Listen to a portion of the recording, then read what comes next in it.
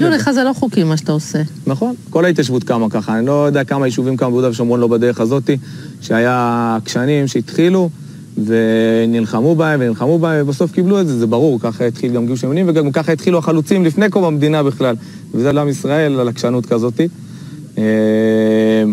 יש קשיים, בסדר, יש גם אנשים שלא מתאים להם עם זה, הם עוד לא הבינו את זה שהקדוש ברוך הוא החזיר אותנו לארץ והיא שלנו, וזה מה שאנחנו צריכים לעשות. מי השכנים שלכם פה? יש פה עוד כפר אחד, קוראים לו אל בוטום.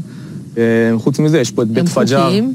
לא, זה בנייה בלתי חוקית של ערבים.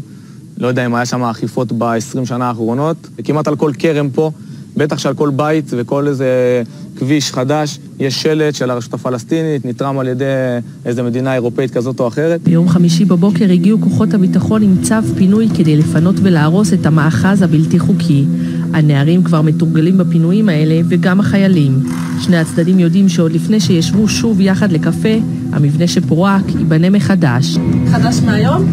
חדש מלפני 2 דקות. בוקר המבנה, הגיעו הרסו אותו, בנינו אותו באותו מקום, זה מה שהספקנו לבנות בינתיים. תגיד, אתה רואה אותם מפרקים ואתה יודע שעוד רגע הם עוזבים ואתה בונה שוב. ואני כבר מתכונן לבנות מחדש. ועבר בשלום?